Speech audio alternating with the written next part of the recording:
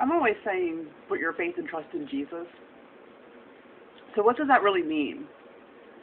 I'm going to tell you what it means to me, or rather, I'm going to give you an example. And this is just one of several things that have happened to me in my life. I worked for a local door company for a total of 12 years. And it was a good job, at least for this area, and it was close to my house, decent pay, full-time. I was a data auditor, which is really just fancy words for a paper pusher. And it was a difficult place to work. Like, as far as upper management, they were a little difficult to work for. But like I said, it was a good job, and my plan was just to stay there until I was either dead, raptured, or retired. And this story is interesting, too, because of all the technology being incorporated along with all the coronavirus hype that I keep talking about. So, anyway, in the middle of 2018, the company I worked for went from a computer program in JDE to a cloud computing system known as Oracle. Now, in all honesty, the Oracle system could have probably made the company run smoother, but the company wasn't going to make as much money with this program, and this was a well-known fact. But corporate was adamant that we needed to go with the system regardless, and I think the corporate decision was ultimately coming from the owners, who were actually a Japanese company. But imagine making a decision for your company that you know is going to earn you less than what you were making before.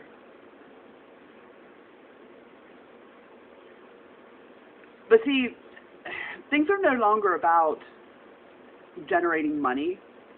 And don't get me wrong, they still want to make money, but because these elite people already have tons of money, they have moved their priorities from earning money to gaining control. So back to my story, this movement from J.D. Edwards to Oracle Cloud Computing was supposed to eliminate my job as a data auditor, so they moved me from that into the shipping department. So now not only do I have to learn the new system, but I also have to learn the new job that I've never done before. And I was okay with that. I saw it as a new opportunity. I had been a data auditor for almost 11 years, and I actually thought that it might be nice to do something different. The problem came because even though the Japanese owners and corporate were okay with losing some money with the system switch,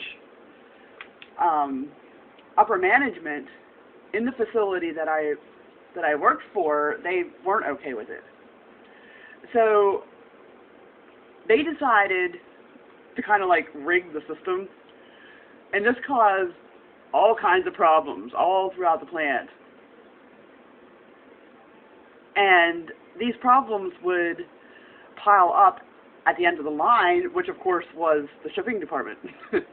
So I actually would take clipboards of paperwork from the guys on the dock and decipher what actually went on the truck and what didn't, and arrange it accordingly into the system, which was just sending the system into chaos. They had a couple of consulting companies.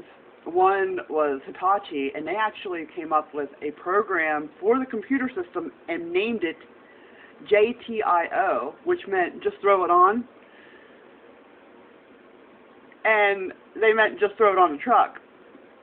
They did that because they had all kinds of people who didn't know what they were doing, like people from accounting department, telling these guys on the dock how to do their job.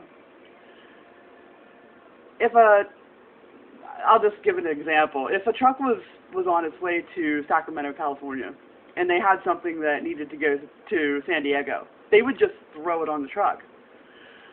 Loading was terrible, like the arrangement of the of the stuff according to the facility you were dropping it off of, and plus the weight. You know, they would have heavier things on top of lighter things, and you can't do things that way.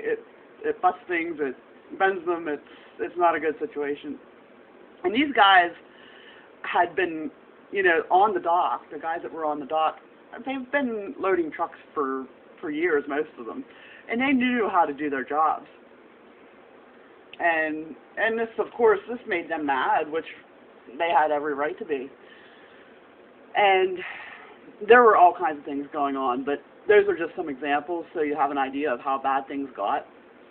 Now, not only had my job become super stressful, but it also had this spiritual element to it. I actually began to refer to the place as the soul-sucking establishment. And I know someone else called it evil, and he wasn't joking or even exaggerating just a little bit. He absolutely was right. So I began to question what I was doing there and thinking in my mind that if I'm not strong enough to get out of the situation, how will I be strong enough to put all my faith and trust in Jesus for other things? Or in other words, if I can't put my faith and trust in Jesus to see me through getting out of what was really a hellish situation, then how much faith and trust in Jesus do I really have? And I had started looking for other jobs, but nothing was panning out, and I felt like maybe having a job was hampering me from getting another job. Like, if I was somebody who hired people, and I had two people who were both prospects, I would probably pick the one who didn't already have a job. And so, because everything was going on, and because I felt like I was having the soul sucked out of me, literally, in this work environment, and because I knew my faith and trust needed to be in Jesus, I put my 2-week notice in at the beginning of September of 2018. When I did that, upper management, they assured me that everything was going to be getting better, and they gave me someone to train who could relieve me on vacation days and whatever. So I retracted my resignation at that time. And to just try to make this story shorter, I ended up quitting on the fly in December of 2018. But I had already trained the guy who was to be my backup, so I didn't feel bad walking out the door. But I had no idea what I was going to do or where I was going to go.